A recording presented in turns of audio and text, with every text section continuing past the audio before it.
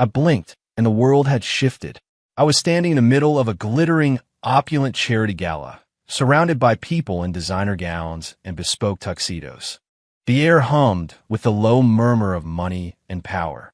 This wasn't my life. Where the hell was I? Damn, what an opener. This party is next-level glitzy. Warning, major plot point approaching. Welcome to the Starlight Gala. OMG, my queen, Sophia. That nebula gown is everything. Look how attentive Leo Vance is. They look so good together. A semi-transparent comment feed scrolled across my vision, like a Twitch stream overlaying reality, complete with gaudy emojis. A live feed? My pupil shrank. My heart skipped a beat. Before I could process it, fragmented information flooded my mind with the force of a tidal wave, accompanied by a nauseating wave of vertigo. Ethan Thorne. That was my name now. I was the male lead in some trashy corporate romance novel I'd read once. A male lead who was deeply, hopelessly in love with the heroine, Sophia Sterling. A textbook, nice guy, who did everything for her in the shadows but never had the guts to say it. A top-tier chump whose only purpose was to suffer. In the original story, he silently protected Sophia, deflected countless attacks, and solved endless problems for her, only for her manipulative assistant, Leo Vance, to swoop in and take all the credit. Ultimately, Leo scammed Sophia out of her family fortune. After learning the truth, she couldn't handle the blow and jumped from the roof of her corporate headquarters. And Ethan Thorne, that pathetic waste of a character, watched it all happen, then drank himself into an early grave. And now, I was that pathetic waste of a character. There goes the hero, playing the strong, silent type again, staring from the corner like a damn creep. Useless, he's the ultimate tool, just paving the way for Leo to win. If it weren't for his face, I would have dropped this book ages ago. So frustrating. The live feed kept scrolling, the words like needles stabbing in my eyes. My gaze involuntarily followed the original character's instincts. Across the room, Sophia Sterling was holding a champagne flute, her smile dazzling as she networked. A deep blue gown studded with diamond chips clung to her stunning curves, and her skin seemed to glow. She was, without a doubt, the center of the universe in this ballroom. And beside her, in a crisp white suit, looking every bit the charming gentleman, was Leo Vance. He was leaning in, listening intently to Sophia, his eyes filled with a focused, gentle adoration. To anyone watching, they looked like the perfect couple. HHH, I ship Leo and Sophia so hard. Throwing away the key, he's handsome, she's beautiful. That's a power couple. Ethan who?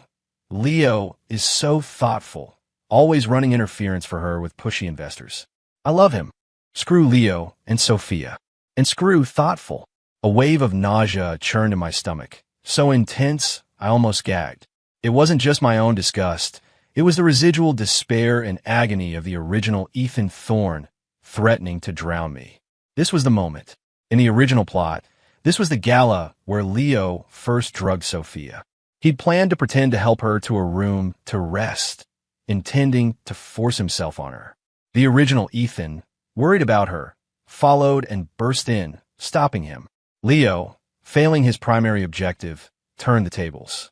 He accused Ethan of being the one who drugged her and had reporters ready to frame him. Sophia believed Leo, slapped Ethan across the face, and their relationship shattered for good. This time, I didn't move to mingle. I stood my ground, my eyes locked on Leo's hand as it rested near the rim of Sophia's champagne flute. His pinky finger moved, an almost imperceptible flick. That's it. Oh, here we go. The main event. He's spicing up the drink. Leo's hand is quick. If you weren't watching for it, you'd never see it. Sophia, don't drink it. Don't. God, this is killing me. Why shouldn't she? Being with Leo is 1,000 times better than being with a block of wood like Ethan. Completely unaware, Sophia tilted her head back and downed the champagne. Leo barely bothered to hide the triumphant smirk that flashed across his face. A few moments later, Sophia swayed, rubbing her temples with a look of discomfort. Leo immediately moved in, his face a mask of concern, asking what was wrong. I slammed my glass down on a nearby table. Music, laughter, the frantic scrolling of the live feed. It all faded away. My world narrowed to two people, the two-faced bastard and the woman he was about to destroy. Just as Leo's hand was about to wrap around her waist, another arm shot out, intercepting his with pinpoint, aggressive precision. My other arm wrapped firmly around Sophia's waist as she began to sag. Her body was burning up. Her consciousness was already fading. She leaned into my chest, her warm, wine-scented breath ghosting against my neck. The perfect smile on Leo's face froze. A flicker of shock and raw fury passed through his eyes, so fast you could have missed it. "Mr. Thorne, what are you doing?" "That won't be necessary, Leo," I said, my voice ice cold. My arm tightened, pulling Sophia fully into my embrace and boxing him out. "My fiancée needs me. I'll take care of her myself." "Fine. Fiancé? What chapter did I miss?" "Yeah, since when are they engaged? I don't remember this at all. Is Ethan insane? When did he grow up hair?" "Oh, staking his claim. I don't know why, but this is kind of hot." A muscle in Leo's jaw twitched as he struggled to maintain his composure. "Ethan, Sophia's just had a little too much to drink. I can take her upstairs to rest. No need to trouble you." "Trouble?" I let out a short, sharp laugh, my eyes dripping with contempt. "The only trouble here would be letting you take her anywhere. Get out of my way before I decide to rearrange your face right here." I didn't spare another glance at his disgusting expression. I scooped Sophia up into my arms. She let out a soft murmur. It was the first time I'd ever held a woman this beautiful, and it took a moment to steady myself. As I turned toward the elevators, two of my bodyguards materialized silently, raising their hands to block Leo, who had instinctively started to follow. "Mr. Vance, please, this way." Cradling the warm, soft woman in my arms, feeling her unnatural temperature and the way she squirmed restlessly, I didn't look back. The image of Leo being blocked by my security and the explosion of comments on the live feed were irrelevant. Looking down at Sophia's flushed cheeks and dazed, impossibly beautiful face, all I could think was what a colossal idiot the original Ethan had been. The door to the presidential suite clicked shut, sealing us off from the world. I laid her down on the massive bed, its surface so plush she sank into it. She seemed to be in distress, unconsciously tugging at the collar of her gown, revealing a tantalizing expanse of pale skin. Her lips were slightly parted, emitting soft, breathy moans that could drive a man insane. I stood by the bed, loosening my tie, looking down at the woman the original Ethan had never dared to touch. In the original timeline, that moron had stayed right here, dutifully dabbing her forehead with cold towels all night, too much of a gentleman to do anything else. His reward: a slap in the face and a ruined reputation. To hell with being a gentleman. To hell with silent devotion. I didn't transmigrate into this goddamn book to be a saint. I leaned down, my fingers gently brushing away the damp strands of hair from her forehead. Her skin was hot and smooth. As if seeking a cool touch, she unconsciously nuzzled her cheek against my hand. The live feed went into meltdown. What's he going to do? Is he going to lose control? No way. He's a coward. He wouldn't dare. I don't know. I mean, look at her. Who could resist? Honestly, if he actually does something, I'll respect him more. I hope he does. I want to see. See, he's a loser. If it were me, I'd be done and showering by now. Dude upstairs, you last that long? A wicked grin spread across my face. "Sophia Sterling," I whispered. "It's time for a rewrite." The next morning, knock. Knock. Knock. A heavy, insistent pounding rattled the door, threatening to break it down. The warm body in my arms jolted, followed by a high-pitched scream. Sophia was awake. Her beautiful eyes were wide with terror as she stared at me, lying beside her. Her gaze shot down to the duvet, covering her obviously naked body, and her face went deathly pale. "Shoo!" I reacted instantly, clamping a hand over her mouth and stifling another scream. I could feel her soft lips trembling violently beneath my palm.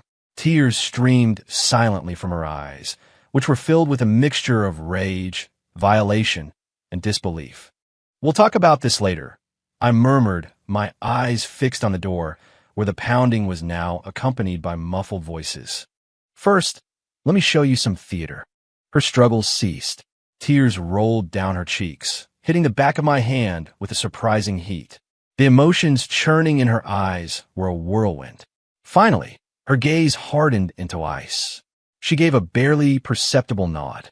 I slowly removed my hand, watching her warily. She whipped her head away, pulling the thick duvet around herself like a shield and scrambling to the far side of the massive bed. I grabbed a robe, cinched it loosely, and walked to the door. The moment I opened it, a figure tried to barge in, his voice laced with perfectly pitched anxiety. "Sophia, are you okay? I was so worried." The voice died in his throat. Leo Vance stood there, holding an elegant tray with a steaming bowl of what looked like artisanal coffee and a vibrant green smoothie. One foot was already over the threshold, but the scene was not what he had scripted. He hadn't expected to find Sophia vulnerable and alone, ready to be moved by his timely concern. Instead, the first thing he saw was me. My robe was loosely tied, and an angry red scratch mark was clearly visible on the side of my neck. The air in the room was thick with a lingering, intimate scent of sex. The rumpled sheets and the state of the bed told a story of a wild night. Leo froze. The color drained from his face, replaced by a sickly green tint. Shock, disbelief, fury. I'd never seen so many emotions warring on one person's face. LOL, sucker, epic expression fail, surprise. But you didn't see that coming. Neither did we. You still want her now, dude? Why wouldn't he? She's rich, she's gorgeous. This is a net gain. Popcorn's ready. This is going to be good. I turned my head slowly, my gaze locking onto him. Did someone die? I asked, my voice gravelly with sleep and annoyance. Because you better have a damn good reason for banging on my door at this hour. Gone was the quiet, deferential Ethan of the past. All that was left was a man pissed off about being woken up. Maybe it was my glare, or maybe the shock was too much, but he just stood there stammering for a moment. He forced his eyes away from the scratch on my neck and tried to peer into the room, his facial muscles twitching. "Ethan, what are you doing here? Where's Sophia?" His eyes darted past me, trying to see the bed. My arm swung out. The crack of my palm across his face echoed in the hallway. The force of the blow sent him spinning. "Where do you think you're looking? And who gave you permission to use our first names?" Technically, as her assistant, he should have been calling me Mr. Thorne and her Miss Sterling. But he'd gotten comfortable, and the familiarity had become a tool. The slap seemed to scare him back to his senses. He quickly averted his gaze. I'm sorry, Mr. Thorne. I heard Ms. Sterling was very drunk last night.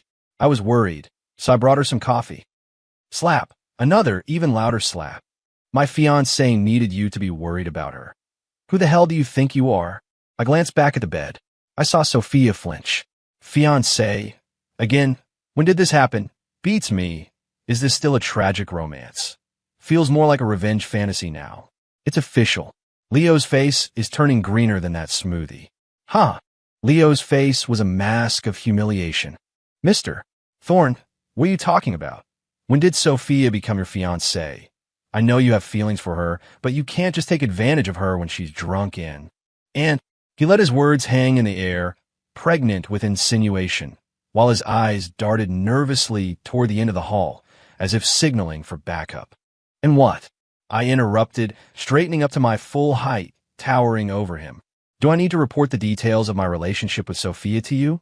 Or do you think you know better than me whether my woman needs what did you call it? A coffee of questionable origin." Questionable origin. Leo's voice shot up, full of indignant fury, loud enough for everyone on the floor to hear. "Ethan, how could you say that? I was just concerned about Sophia. You practically dragged her up here last night, and she was in no state to consent. As her friend and colleague, am I wrong to worry she's been taken advantage of? If you really cared for her, you wouldn't put her in this kind of compromising position. You owe her an explanation." His eyes kept glancing down the hall. A clear signal. Ugh. Leo's words are so manipulative, but he's not entirely wrong. Yeah, Ethan's actions were definitely predatory. He should be charged with assault. My poor Sophia. I glanced at the one-sided live feed. These people were so easily manipulated. Just last night, they were calling me daddy for taking charge. The noise from the hallway grew louder. I could see the flash of a camera lens. I smiled. A cold, predatory smile that silenced both Leo and the frantic live feed for a second. An explanation? I repeated his word, my voice dangerously soft. This is how I explain things. Before the words were even out of my mouth, my foot connected with his stomach, sending him flying out of the doorway. The tray went airborne. The hot coffee and green smoothie splashed all over his face and expensive suit. He screamed in pain as the reporters and wannabe influencers he'd brought along scrambled back in shock. Nice try, asshole. You wanted to frame me for drugging her and ruin my life. I just went ahead and did what you were going to accuse of. Now what's your move?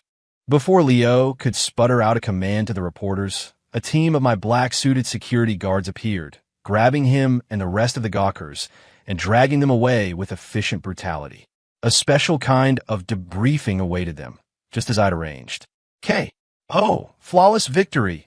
Leo is absolutely losing his mind. Haha, so now it's just the two of them in the room? Time for round 2. The atmosphere just got super awkward. I'm actually nervous for him. What she calls the cops.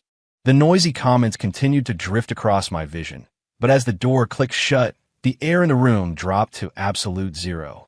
I could feel 2 daggers of ice staring at my back, sharp enough to pierce bone. High alert! Sophia's death glare is fully activated. Here it comes, the reckoning. Slowly, I turned around. Sophia was sitting up, clutching the duvet so tightly her knuckles were white. Her face was pale and drawn, but still breathtakingly beautiful. Her eyes were like steel blades. If looks could kill, I'd be diced into a million pieces. The live feed was practically giddy with schadenfreude. Ha ha! He's so screwed. Serve him right. A creep like him belongs in jail.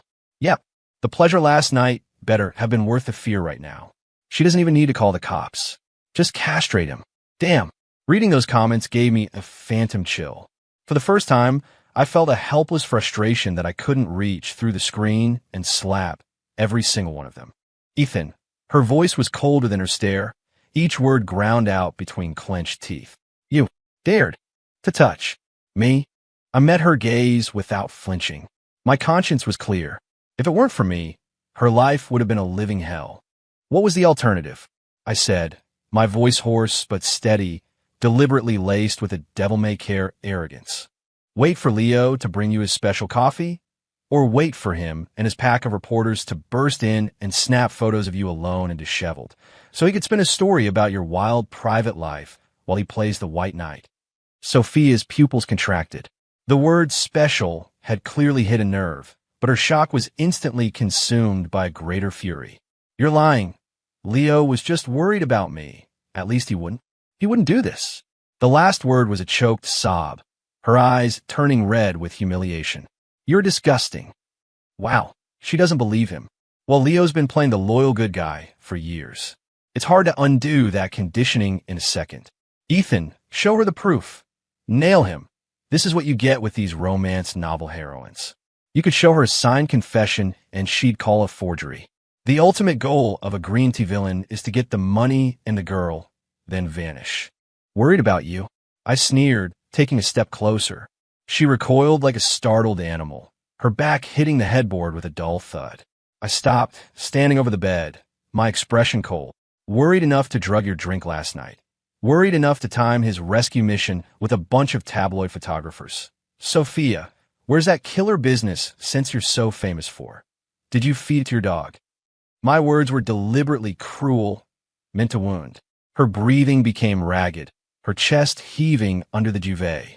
She stared at me as if seeing a complete stranger.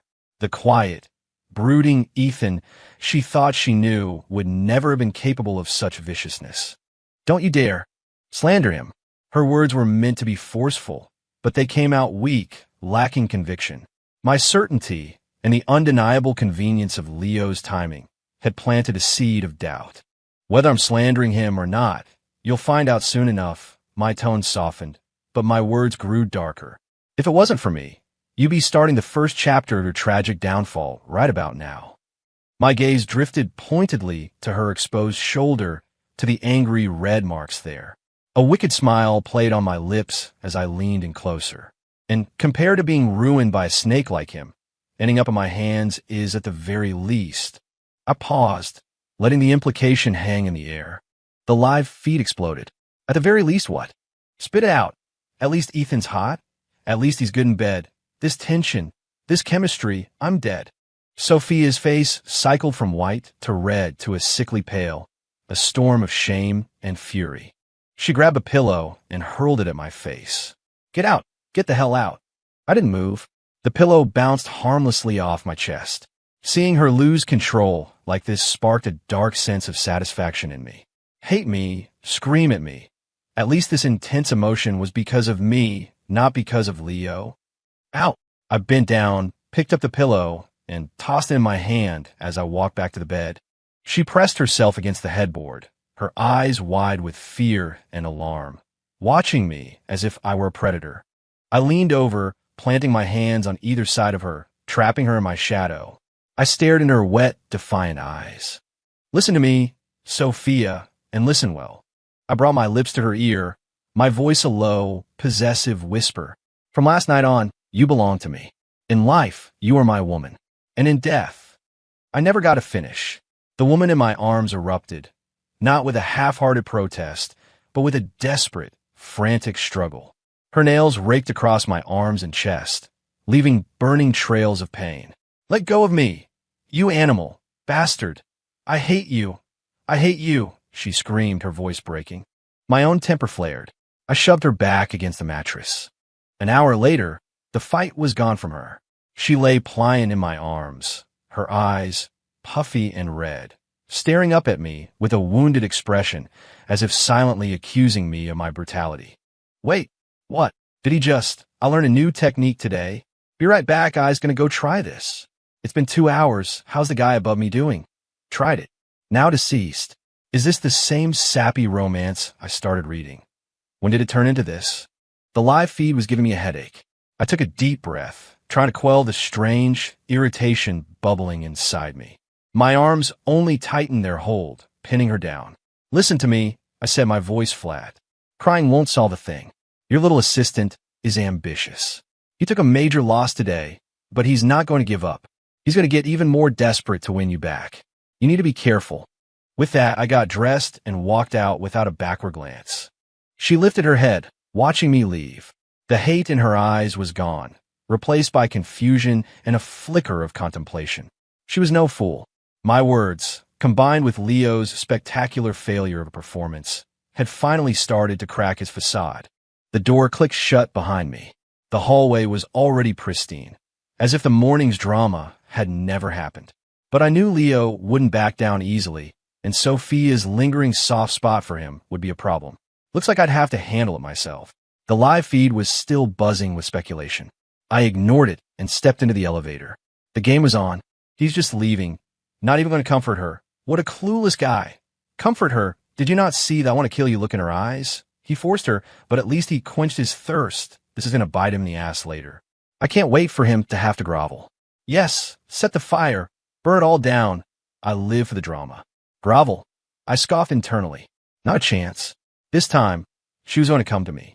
But first, I had to eliminate the Leo problem. Permanently. I walked out of the elevator, pulling out my phone and making a series of calls. The pieces were in motion. All I had to do was wait. The report started hitting my phone the next day. I sat on a couch in my office, scrolling through the messages. All contracts previously managed by Leo Vance are to be put on indefinite hold. For contracts already signed but not yet executed, all terms are to be re-audited. Freeze all payment schedules. Contact a trusted forensic accounting firm. Form a special task force under the guise of an annual corporate review. They're to embed themselves in Vance's departments immediately. I want every financial record, every business contract, every expense report from the last 3 years. I want to know where every single penny went. Of course, all of this had been approved by a very quiet, very subdued Sophia. I also had a team looking into Leo's family, and what they found was pure gold. He had an alcoholic father with a history of violence and a younger brother with a crippling gambling addiction. Almost all the money Leo had embezzled from the company had been funneled to those two. The moment Leo's cash flow stopped, his family situation would become explosive. The more I read, the more I cursed the original Ethan. He had done so much for this company, only to keep his mouth shut like a damn clam.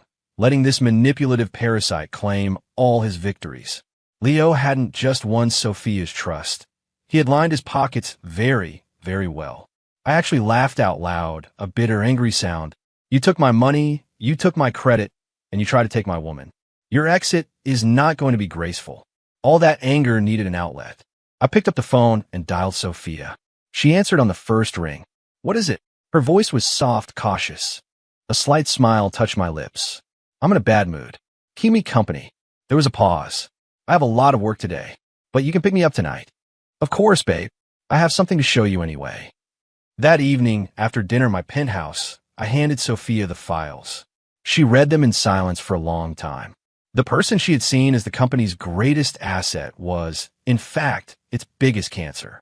Finally, she looked up, her face a pale, emotionless mask. Do what you have to do. The next few days were the calm before the storm. Just as I predicted, Leo began a frantic campaign to win back Sophia's trust. He'd invested years in this charade and wasn't about to see it all crumble. He couldn't get a hold of Sophia. His calls were blocked. His texts, full of urgent warnings about the risks of pausing his projects and professing his undying loyalty to the company, went unanswered. Leo is losing it. Block him on all platforms. Ethan, you beautiful bastard. And Sophia, is she really just going along with this? Meanwhile, my relationship with Sophia was making glacial progress. She had moved into my penthouse, taking the guest room farthest from the master bedroom. We lived under the same roof, but she still flinched if I got too close. We were starting over, slowly. I wasn't in a hurry. She was already mine. Where could she run? Every day, I had my chef prepare her favorite dishes and leave them for her in the dining room. When she worked late into the night, my housekeeper would bring her warm soup and herbal tea, along with an ensign note. Trying to go blind? When her period was due, her bathroom counter and nightstand would be silently stocked with every brand of sanitary pad imaginable, heating pads, and ginger tea. TSK, the tough guy has a soft spot. This silent caretaker routine seems familiar. But like an upgraded version, is Sophia's heart made of stone? How is she not melting? I'm actually starting to like this new Ethan. Sophia should give him a chance. Even the live feed was starting to come around. It turns out that when you stop acting like a doormat, people actually start to respect you. The next day, the preliminary audit report landed on my desk. Alongside, it was proof of Leo's brother's massive gambling debts from an overseas casino, tens of millions of dollars. The guarantor on every single debt marker was Leo Vance. The money trail led directly from embezzled corporate funds through a complex web of shell corporations and into the casino's accounts. The evidence was ironclad.